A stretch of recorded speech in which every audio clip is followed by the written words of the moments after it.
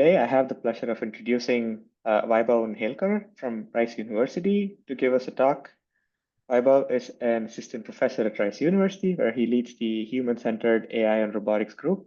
His work spans the development of robotic assistants, intelligent tutors, and decision support systems aimed at enhancing human performance in domains ranging from healthcare to disaster response. Underpinning these systems are Vaibhav's contributions to imitation learning and explainable AI, designed to train robots, humans, and human AI teams. He earned his Ph.D. in autonomous systems from MIT in 2020 and completed his undergraduate studies at IIT Bombay in 2012. Unhelkar is actively engaged in the AI and robotics research communities, serving on the editorial board of robotics and AI conferences. His research and service have been recognized with awards from the International Foundation for Autonomous Agents and Multi-Agent Systems, among others. Thank you for taking time to give a talk today. Thank you, Nitin and the team for the kind introduction and having me here. Just want to make sure you can see my screen before I start talking. Yes, everything looks good. Amazing. And yeah, thank you again for the introduction. For the audience, please feel free to interrupt me. And I'm sort of happy to sort of talk to you about some very sort of work that I think is like very exciting, very important, but is somewhat underexplored. So sort of when the Talking Robotics team reached out, I thought like maybe I'll talk about robots, but then I thought I like to do human-robot interaction, so I'll maybe sort of emphasize humans. So before I jump into this, sort of very quickly, some sort of overview of where I'm speaking from. So I'm currently in Houston, where Rice University is located. I'm at the Department of Computer Science at the university, and also at the Ken Kennedy Institute for Responsible AI. At Rice, I lead this small and happy group on human-centered AI and robotics. We are sort of broadly looking at interactive robotics, sometimes embodied AI systems to support humans. Sort of that's sort of the overall goal. And we look at both systems of these, like sort of systems development. We develop systems, and also sort of look at science, which sort of supports the development of the system. And I sort of go into details of how like what I mean by systems and science in this context. This is sort of a slightly older image from my lab space. Two of the students here from my group, like they just graduated, so sort of very exciting times, and I'll be talking about some of their work in today's talk. So happy to see like some older photos here, and a lot of work we do is sort of with robot hardware that is off the shelf. So we don't sort of build our robots, but we sort of build the cognition, build the software around the robots to make them more interactive, more collaborative, and supportive of humans. So sort of my introduction into robotics, and more specifically HRI, was around 12 years ago. So like so my first sort of HRI conference was 2014. So not that long ago, all things considered. And at that time, sort of I was working with this robot that you see in the center. So this is sort of a robot that is working in a manufacturing line, specifically an automotive assembly line, where it is sort of designed to do some tasks on the car, on the manufacturing of the car, while also sharing the space with the humans. And this was sort of my first introduction into robotics. And at that time, sort of I was very sort of like sort of curious about the technology, controls, decision-making, perception of robotics. But sort of as I started working on the systems, I like sort of was gradually fascinated by how challenging and interesting it's to study the interaction between humans and robots. So that sort of very briefly has been sort of my story into HRI, starting from sort of somewhere in between, where like these are robots that are almost like neighbors. They're sharing space with humans. I've sort of straddled this space or this spectrum of HRI during the last 10-12 years.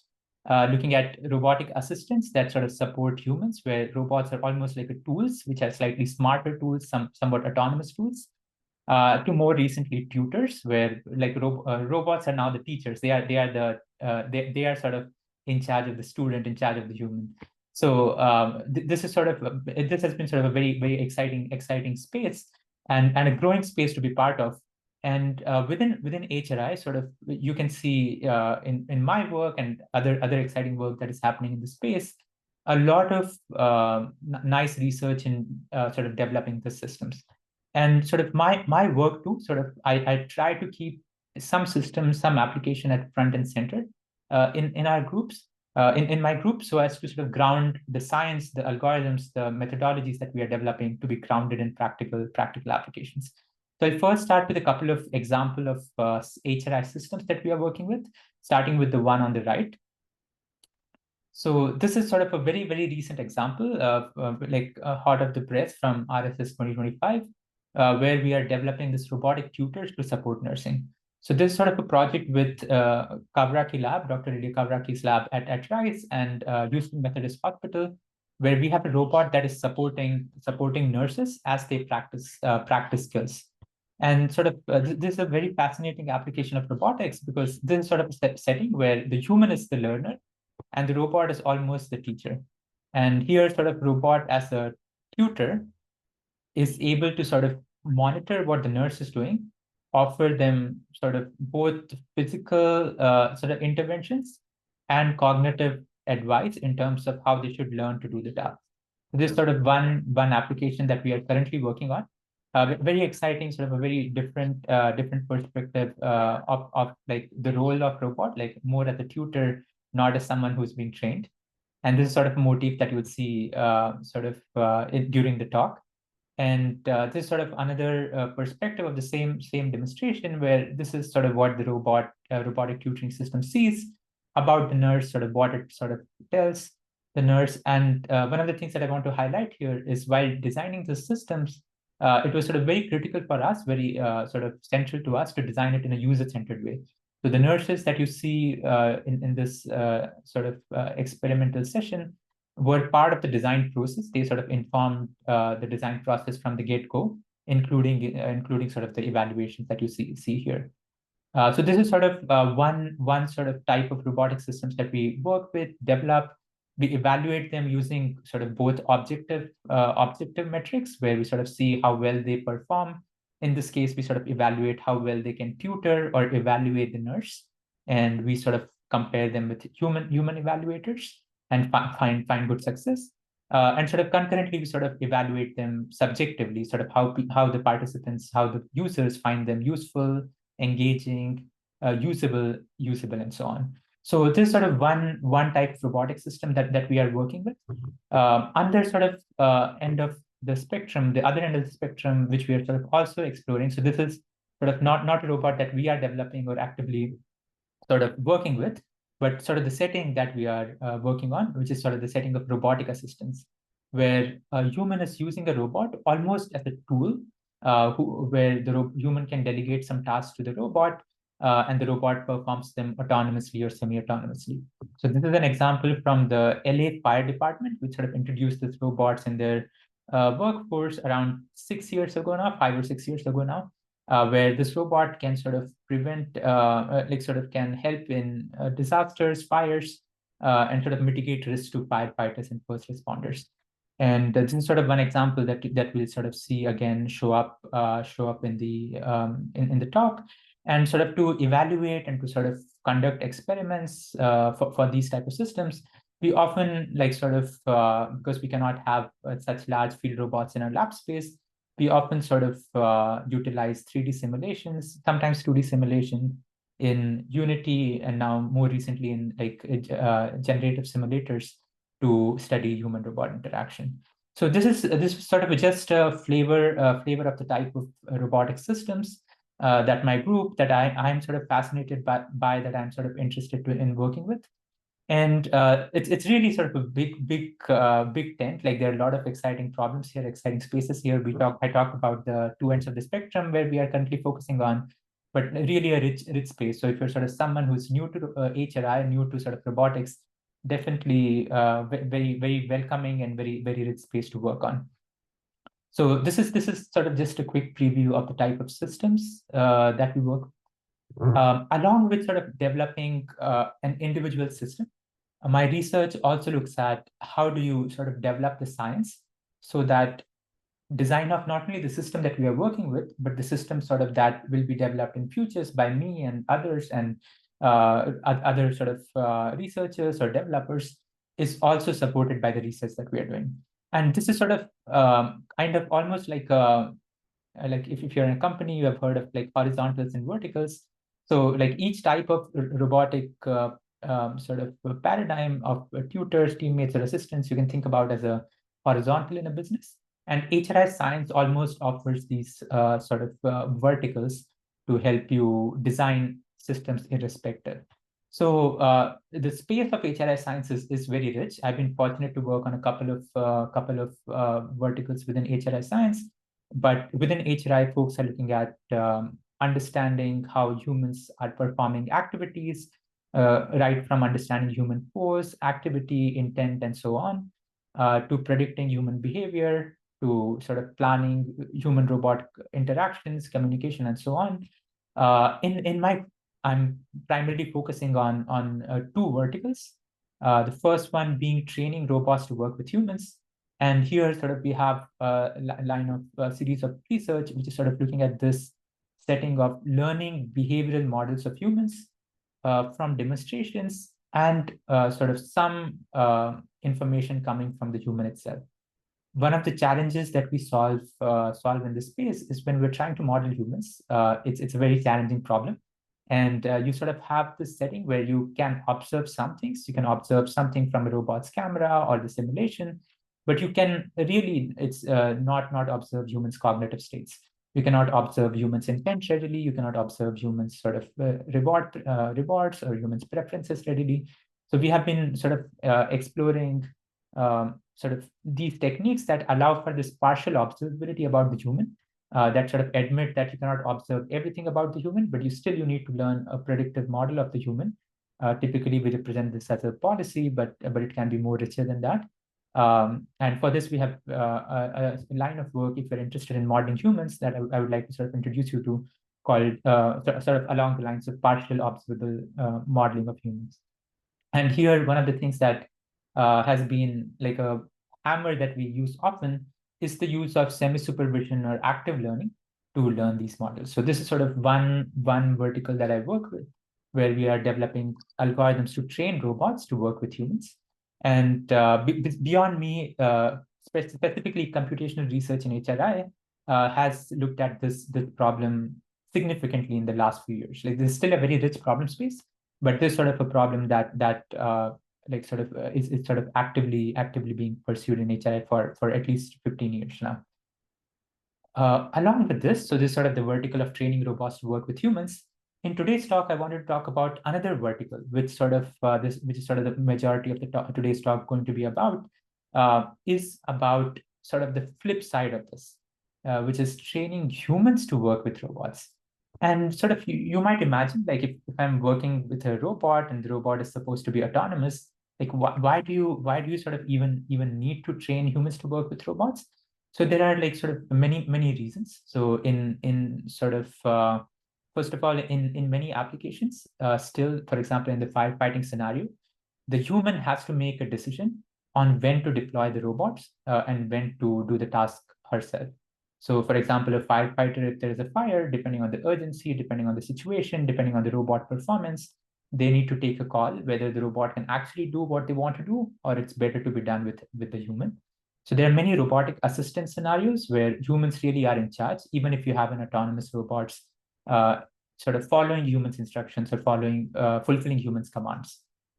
In other sort of equal partner settings, where humans and robots are equal partners, they are like sort of teaming up with each other, and one is not necessarily hierarchical, like the team structure is not necessarily hierarchical. Even there, humans need a good mental model or theory of mind regarding robots.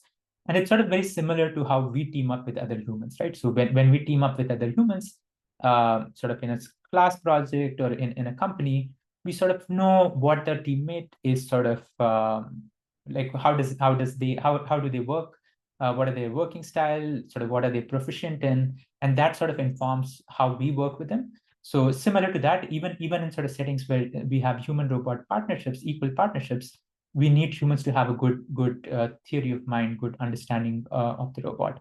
And this sort of is sort of a problem which sort of the user-centered research in HRI, sort of which is sort of mostly focusing on user studies, has looked for a while and shown that in absence of good models of the robot, humans really sort of don't use robots that well. And in fact, using robots can hurt performance than helping. One sort of very sort of unfortunate scenario or example of this is human autonomy teaming in autonomous cars or semi-autonomous cars, where if you sort of don't do shared control well, if the human driver doesn't know when to take over the control, that can lead to accidents.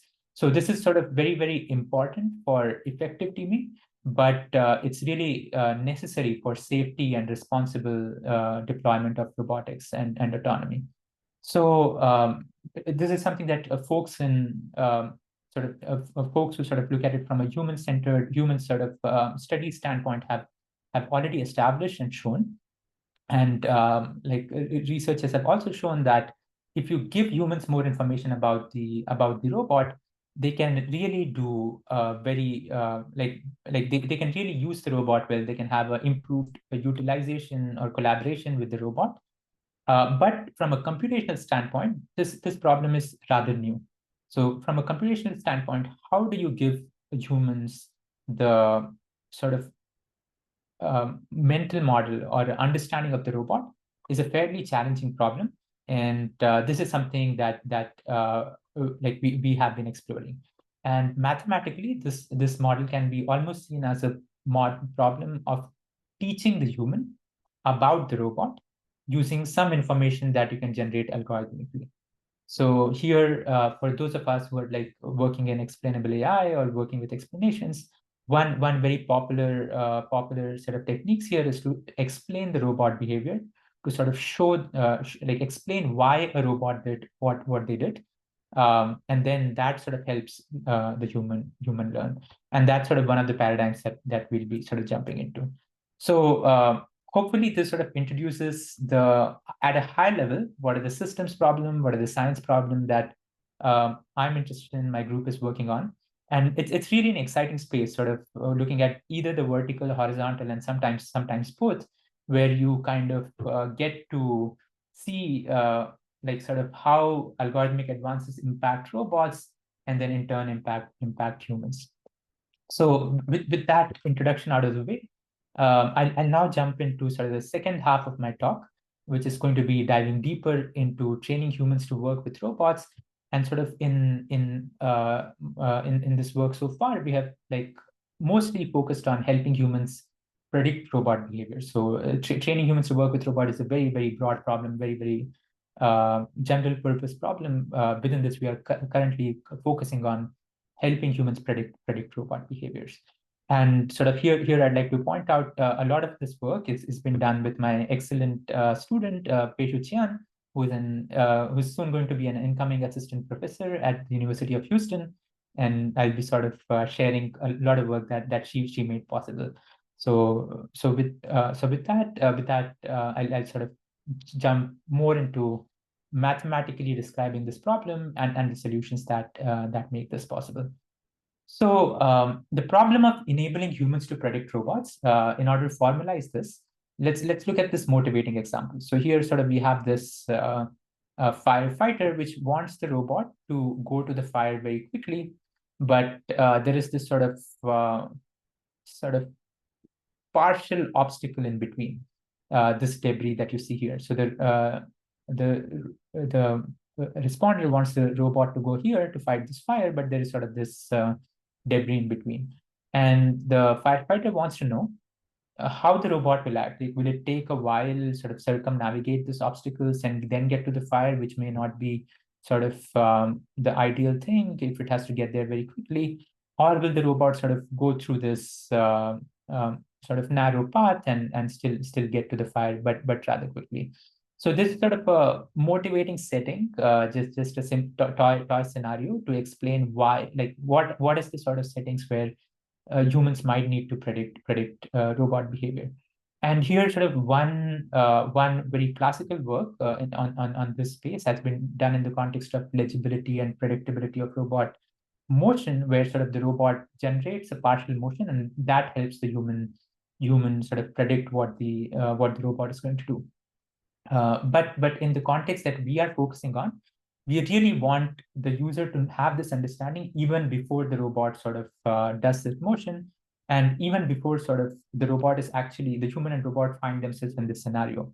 So we are really looking at training, where the human is using the robot and sort of learning about the robot before they deploy them in a high stakes context such as this. And we are sort of thinking about what is the type of information, what is the type of training content that the human can be provided with, so that the robot sort of, so that the human can make these predictions, not only in this context, but any other context, in this toy exam, in this toy scenario, in this grid world, or in a practical context in the real world that the human would encounter with the robot. So this is sort of the setting that we want to address. We are looking at training the human before the robot is deployed. So there's not a single setting. There's not just one setting where we want the human to know about the robot, but it's sort of all possible scenarios, right? Like all possible scenarios that the human robot team would encounter in the future, where we want the human to have a good theory of mind about the robot. So to do this, there is obviously sort of work in explainable AI, if you're familiar with that space that is looking at this. A lot of this work is looking at like sort of a type of explanation called local explanations, which are explaining one particular behavior. So sort of they will show sort of one scenario, and in that scenario, typically in a post hoc manner, explain why did the robot do what it did. So it's sort of a post hoc explanation of a single instance of behavior. For training, though, since sort of we want to do this before the task execution, we want to sort of do this prior to the task execution, we are looking for generating training summary, not for explaining one particular instance, but to sort of summarize the global sort of overall policy of the robot. So for this work, we assume that the robot is sort of trained on, is sort of is implementing a behavioral policy, which is denoted by this term pi. Pi is the robot's policy. A is sort of the robot's action that it chooses based on this policy. And the input to these policies are two variables. S are variables that are shared between the human and the robot. So this may be observation of the environment, sort of the specific context of the environment. And X are the variables that are only known to the robot, not to the human. So this might be, let's say, reward function of the robot, which may not be readily known to the human. Or sort of if the robot is employing deep RL, the weights and biases of the neural network and so on. And all of these like hidden parameters and observable parameters influence the robot behavior through this policy pi. So this is sort of the model of the robot's behavior that we work with. And the problem that we're trying to solve is how do we teach the human about this model by giving them some information.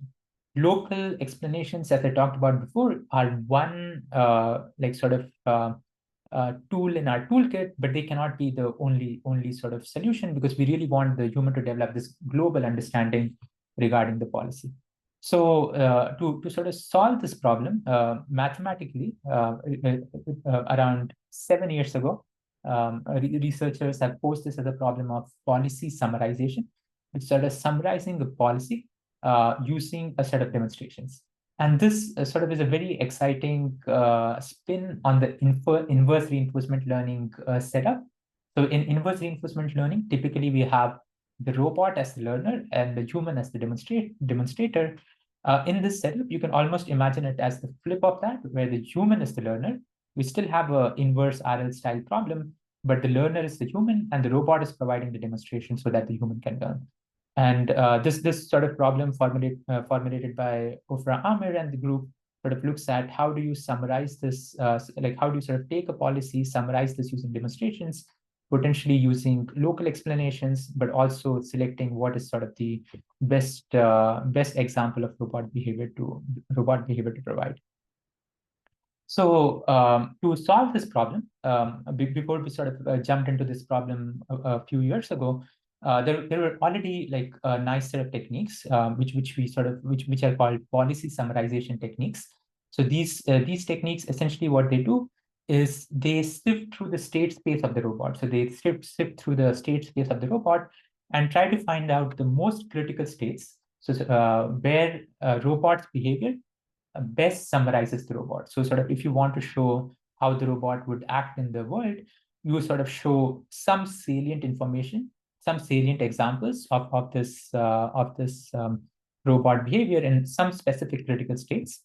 And then these critical states are algorithmically generated, typically using some information inherent in the task model or policy, like Q values or entropy of the policy.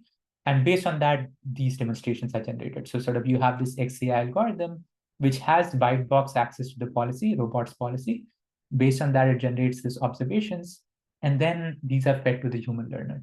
And these were like very fascinating and very foundational first works on policy summarization.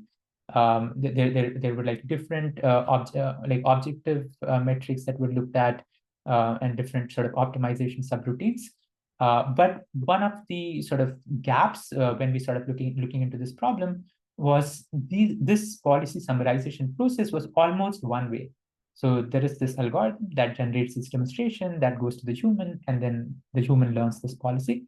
But humans did not have any mechanism to sort of interact with this algorithm to sort of resolve their knowledge gaps as far as learning about the robot is concerned. So to sort of address this, we developed this notion of interactive policy summarization, where we still have this XAI algorithm, but now we call it hybrid because it has these direct mechanisms to generate examples where the algorithm directly generates examples. But also we have this indirect mechanisms where the human asks the algorithms for some sort of questions, and then based on that, it generates these examples. So that's sort of the sort of key insight behind interactive policy summarization. It builds heavily on sort of prior policy summarization methods, but additionally incorporates sort of human theory of mind and interactivity to generate more effective policy summaries. So let's look under the hood. How does this really work? So first, we sort of model the human as a learner who maintains a theory of mind, who maintains sort of a model about the robot. So in our toy example, this might correspond to the robot, the human believing, in case they don't have any prior knowledge, that the robot either does this path or does this path if they're encountering this situation. And if the user has no prior knowledge, the belief will be half and half, the probability will be half and half in each hypothesis. This is a toy example, so this looks very simple, but in practical settings, you'll have more complex beliefs. But thankfully, research in cognitive science allows us to sort of represent these beliefs. Once we sort of have these beliefs, we pose the problem of training the human as one of sequential decision-making in the belief space, where we are sort of trying to move or manipulate the human's belief from what it is first to what it actually should be, which is sort of the true policy of the robot. So this is sort of a sequential decision-making problem, where we want to show a sequence of examples, preferably a small number of examples of robot behavior, which sort of help the human learn what is the correct robot policy and sort of improve their belief in that policy. So this is sort of how we pose the problem. The way we solve this is using optimization, and specifically we tried using both greedy optimization and Monte Carlo tree search to solve this problem. And then employing interactivity, we also include in our solution interactive user interfaces that allow the human to ask questions. So the human can sort of sometimes know kind of better what they don't know than our algorithm can predict. So in this case, the human asks the questions from the training interface for additional robot demonstrations in the type of situations they don't know. So this sort of, in a nutshell, how our algorithm look like for interactive policy summarization.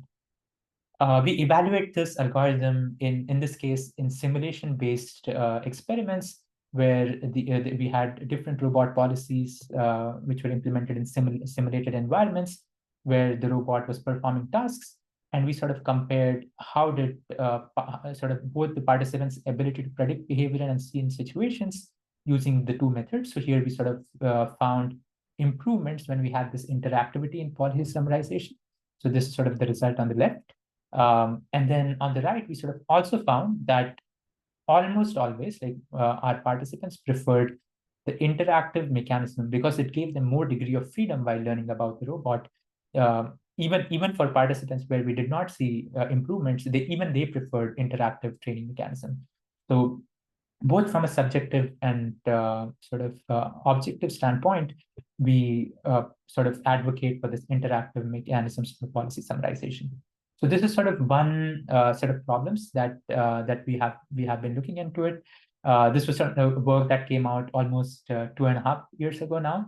More recently, last year, we have sort of explored personalized extensions to this algorithm, where our algorithm asks questions to the user. So it's not just the user asking questions to the algorithm, but the algorithm is also asking questions to the user to better understand their knowledge gaps and generate examples and policy summaries that cater to their needs. And this is sort of result from this effort, which was published at the Conference of AI Ethics last year, AIES last year, where we see personalization helps improves humans' ability to learn faster. So it sort of gets to the learning curve for the human is faster when you provide them personalized training, which is sort of not surprising. Sort of if you have a tutor or a teacher that is sort of individually paying attention to you, you are likely to better learn. So similarly, similar to that, we find that human users are likely to learn better when they get personalized training. I think I have 5 more minutes. Nitin, please correct me if I'm wrong.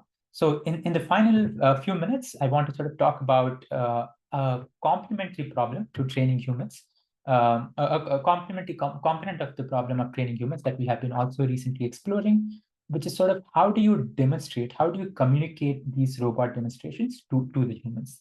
And this may seem like a obvious solution, but as we'll see, it's not really that obvious.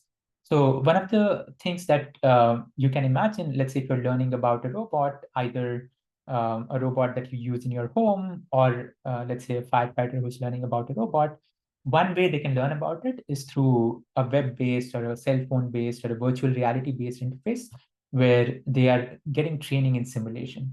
So this is sort of, let's say if you have a Roomba at home, you will get an app with the Roomba, which will talk about how the robot functions, how does it look at its map, and so on. So you can have simulation-based training.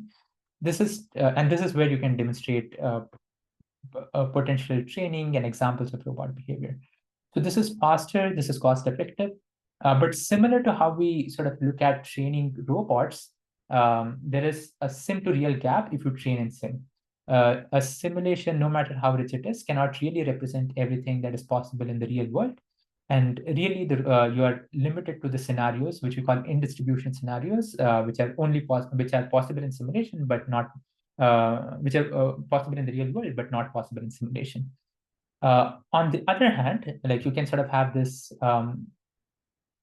more richer, more sort of realistic training where the firefighter in this case is training about the robot in the real world in a training environment nonetheless, but it's a real world environment.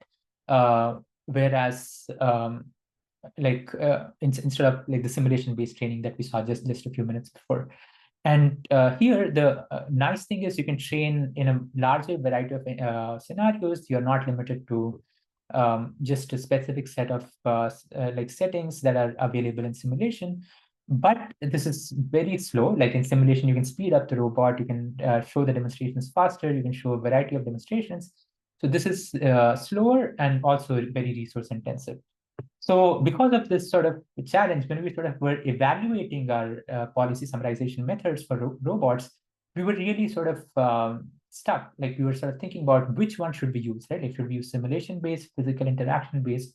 or even something like in between, right? Like something that like realizes a combination of simulation-based training, physical-based training, and so on. So to sort of address this, we sort of took up like a side quest where we sort of started looking at the role of training modality. And this sort of has led to a very rich set of problems that we're working on now, both on the user interface side, but also on the training of the on the algorithmic side. So first of all, this is sort of results from an experiment that we did where we were training the human on a physical robot, sort of a physical task. But in one case, the training was only in simulation, and the other case, they had sort of the opportunity to work with simulation and real. And here, because of our sample size, I believe, we did not see statistically significant differences, but we still saw that on outer distribution states, sort of the states which were not possible in simulation, the humans were able to less effectively predict robot behavior. So they sort of had knowledge gaps in these outer distribution scenarios. And sort of more importantly, sort of from a subjective standpoint, the users preferred having access to both. So this sort of helped us get some guidance on how do you deliver this training. There's something that one of my current advisees, Harrison Wong, who is currently looking into, where we are looking at this sim versus real gap, not in training robots, but in training humans about robots. And sort of we are looking at both it from an interaction design, human robot communication standpoint, but also from bridge algorithmic standpoint, like how can we generate examples that help address this sim to real gap. So that's a very, very rich problem that we are currently working on. So with that, I'm very happy that I finished just in time. I want to sort of conclude that these are like this is sort of one set of scientific problem in HRI that we are working on, training humans to work with robots. It's a very, very rich problem, like all the other problems that I talked about at the start, where you have sort of very interesting computational elements related to robots, related to learning, related to human modeling, as well as interaction design, communication related elements. And really, when sort of you have interplay of those, you really have very fascinating modeling problems, algorithmic problems, and so on. And even though HRI is sort of becoming more like sort of growing as a field, it's like maturing day by day. It's really like a very still I feel a very very rich field, very emerging field, because there are a lot of problems to be solved, especially as robots become more capable, right? Like this training that we've been doing has been mostly been done with settings where robots have either full observability or a very sort of large set of observability related to this and task related to the task or the environment. So you have challenges to be solved along both these verticals related to partial observability, longer horizons, longitudinal interactions. In all of these figures, I'm limited to one human and one robot, but practically really you have multi-human, multi-robot setups. So like really a rich space, really inviting space, and a very welcoming community. I hope you sort of join me and sort of the HRI community in solving these problems. And if you're sort of interested in developing robotic systems, either in research or in sort of practice, and you want to use any of these vertical sort of techniques that we are developing, we have open source implementations of this that we are like some of them are like released with our papers, some of which we are like on the way, which we are happy to share beta versions of as well. And they are really sort of maturing, like similar to how we have this nice set of tools, open motion planning library for motion planning, and similar tools for task planning. I feel these are also maturing into becoming tools for HRI. And so if you're interested in using these, definitely come reach out. Sort of on a related note, if you're sort of interested in on these horizontals, on these applications, let's say if you're coming from a nursing background or a manufacturing background, also very nice set of problems and contributions that I'm happy to talk more about. So with that, I'll end here and take some questions. Thank you for that talk, Vaibhav. It was really nice knowing some more of these verticals that you're talking about. And For the audience, if you have any questions, feel free to speak up. You can raise your hand. If there's no one else, you can like unmute yourself and ask the questions. I am also happy to read out the questions if you're not able to speak and if you want to type that in the chat. Yeah, I would like to ask a question about the tutors. Just I would like to know, is the robot teaching like the nurse to do nursing, or is he just assisting the nurse to do the job? Very good question. So in the nursing project, currently we are focusing on the teaching component. So the robot is not assisting the nurse, but it's rather helping the nurse learn. And sort of the physical interaction that you saw on that see in this sort of image here is because the robot is giving nurse some sort of practical scenarios. So the robot is sort of doing the role of a human instructor or human teaching assistant more correctly that they do when the nurses are practicing. So the motivation behind this project has been that in many sort of learning scenarios, including in nursing, you have this challenge that you have a lot of like need for training a large set of workforce or large set of students, but you don't have enough amount of teaching time available from experts or teachers. So it's really hurts in terms of helping the students practice. And the robot is almost sort of when you are learning to code, right? Like you have this auto graders that help you give information on whether you coded correctly or not. And now you have these very nice generative AI tools which help you sort of evaluate how well your code would work. These robotic tutors are almost sort of playing the role of that grader, auto grader, giving feedback to the nurse as they are learning. I'd like to add that there is sort of very sort of complementary and sort of impactful work that is happening in robotic assistance. So not too far from where I'm sitting, Houston, in Austin, you have Diligent Robotics, which is developing robotic systems for nursing. These are assistants that are helping in delivery, sort of pick and place tasks, manipulation tasks within hospitals to sort of help nurse spend more time with the patients. So those are more targeted towards assisting the nurse, whereas we are focusing more on like sort of helping nurses learn. Yeah. Thank you for the question. Yeah, and just a follow-up question, like how do you train like the robot to have the best practices? Like, do you have the help of some experts, or like how does the robot learning works?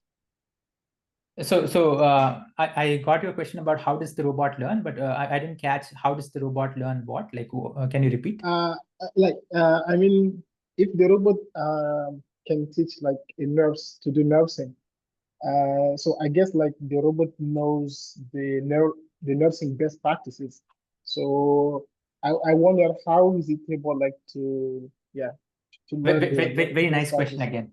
So here we are sort of so the robot sort of has some subject matter knowledge of domain knowledge of nursing, but obviously not as much as a nursing teacher would have. So here sort of you can, like I'll sort of at the risk of going on a slight tangent, use an analogy.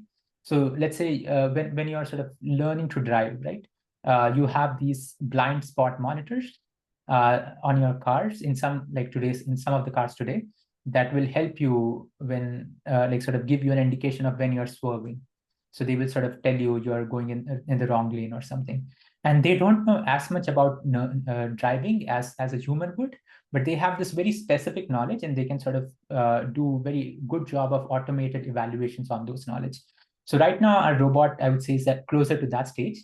It doesn't have all the domain knowledge of nursing, but it knows certain nursing skills.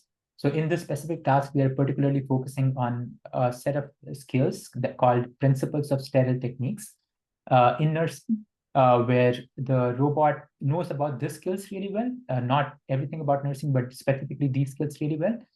We have sort of encoded the robot, these skills, using perception algorithms that are like sort of inferring human pose, and then sort of the scene and comparing it with rules or the domain knowledge that are provided to us by nursing instructors.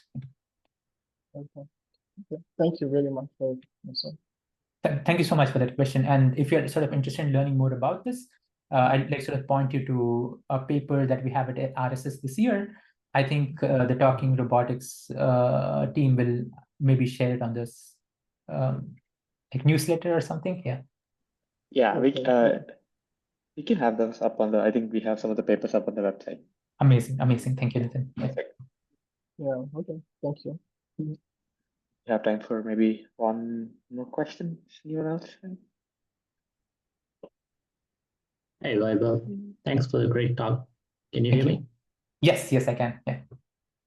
Awesome. I just had a minor question about the interactive policy summarization. It seems like the interaction sort of does probably help to reduce the sample size, but also the goals of explainability sort of seems to be orthogonal to sample size reduction. Is that an issue at all, or? Yeah, yeah. So sort of when we started this work, that sort of like it's a tough question to answer because it sort of depends on the perspective. So when we started this work, we were looking at it sort of from in the context of like this technique of policy summarization. So we're trying to sort of look at it more from a XAI lens. More recently, sort of our perspective has shifted. We are looking at it more from a training lens. And when we look at it from a training lens, sort of the problem is dictated by the practical considerations of human-robot interaction. So you have, when you're training a human, you have limited time. You cannot really sort of assume that you can show them many examples, many explanations in the context of training. So you have to keep it very salient. So when we sort of put it in the context of training, the objective to me is a lot more clearer and aligned. And I agree, like sort of when you're explaining, you want to explain more, right? Like, but Yes. but sort of in the context of training, you have to be selective. And I'm trying to remember that there is this, maybe I'm misremembering it, but I remember reading this paper called Less is More in some context. I don't think so it was in the context, maybe it was in the context of XAI. So even in XAI, maybe there is something to be said about like the amount of explanation. So one of the things that we see when we generate these summaries, and we've also done this sort of work for image classification models, sort of just looking at the robot perception, not the whole decision making. There, what we find is if you are not really constraining the amount of examples, amount of explanations, oftentimes there is a lot of repeated content in like sort of overlap in different examples. So that is something which can be redundant, can be viewed as a redundancy. Obviously, you want to reinforce like what the model is doing, what the robot is doing in this case. But sort of so there is sort of a balance, and in the context of training, we have this hard constraint, like especially when we are doing experiments in the lab, you will have like a 90-minute experimental session, so you cannot have a training longer than like let's say 15, 20, 30 minutes at most. Similarly, like let's say if you have a robot in the workforce, in a hospital or in a disaster response, firefighters or nurses are like limited by their time. So even their training will be like 1 day, 3 days, 5 days, or something like that at most, but typically 1 day. And so you are limited. You have to sort of include all the relevant information in that context. So to like sort of reiterate on, in the XAI context, tough to answer. In the training context, less is more. Awesome. Thank you so much. There's a question from Yannick. Vaibhav, do you have a couple of minutes if you run over? Oh, sorry. Still take it? Okay, I can read it out just so everybody's hearing it. So, hi Vaibhav, I wanted to know, with your nursing or teaching assisted work, what were your potential perception errors, and if there was any exploration into the, I think, multimodal human-robot collaboration. Yes. Again, sort of great question. So right now, like sort of in the current iteration of the robot, we sort of see two types of perception error. So one is we want to really understand the human pose for the type of task that we are trying to do. And just by the nature of the task, right? Like sort of in a hospital or in a training environment, the nurse is typically behind the patient, right? Like it's surrounded by the nurse is sort of next to the patient. There's natural occlusions. So this is sort of one of the key challenges to us. Like we have to detect human pose, and there are like very significant occlusions. One of the strategies that we are currently working on is having the robot move. So similar to when I have occlusions, I like sort of stand up to remove them or something like that. So we are looking at how can we do that with the robot.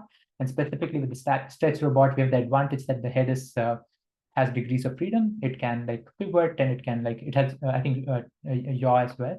So you can sort of use that information. The other, which was sort of very domain specific, I don't think so it appears in many situations, is in nursing, both for privacy reasons and for health reasons.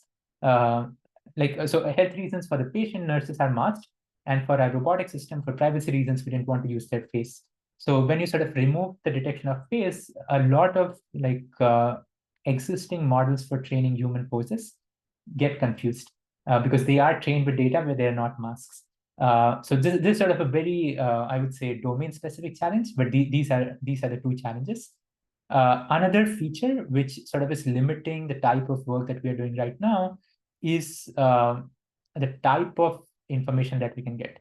So one information that we will really love to have from perception, and I think it has to be multimodal perception. Right now, we're only relying on visual, is touch. So when the nurse touches certain objects in the world, they are supposed to clean their hands again so that there is no bacterial infection and so on. But detecting touch is notoriously hard through vision alone. We have like sort of some domain-specific heuristics that we employ to sort of approximate that, but really that's sort of a very good challenging perception space to look at. Another thing that I sort of feel is amazing, like sort of unique about HRI, right? Like or robotics per se, is perception in robotics, whether it's especially when it's regarding human, it doesn't have to be passive. So even if it's unimodal, it can be interactive. So you can have your camera move, or if it's multimodal, you can have the robot ask questions to the nurse or to the human. So this is also like a very it's not a new direction, but I would say there's like a lot more to be said and done in that space. Yeah. Yeah, appreciate you taking those questions, Vaibhav. I think in the interest of time. Oh, did you want to say anything? No, I Okay. was just saying thank you for your answer. Okay. Thank you. very Thank you interesting. for all those questions. I will just sort of end with maybe one final comment. So Yeah, go for it. Yeah, the sort of space of this sort of vertical, like which sort of I tried to keep my second half of the talk about, is really underexplored in sort of robotics and HRI, and even in broader AI. There is obviously like work on explainability and legibility, predictability, and so on. So it's not like unexplored, but in terms of the impact it has, or in terms of the necessity it has to be solved, it's really something I really invite if you're like looking for problems to work on this, because like really when you start doing experiments with humans and robots, and you sort of see what robots are capable of and compare it to what humans are capable of, humans are still more adaptable, more trainable, more sort of learn, like they have sort of ability to learn. And this is sort of utilized in certain contexts. So sort of when you have surgical robots, like you don't typically train the robot, you train the surgeon. But sort of the same type of training is absent for general mobile manipulators or robots. Like you have very specific training. Let's say if you're in a factory, you will sort of learn how to use a UR5 dongle or something like that.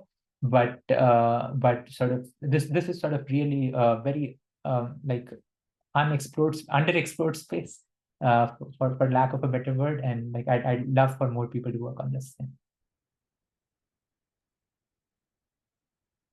Thanks for sharing your insights. That was a very great talk, and really appreciate you taking all those questions. And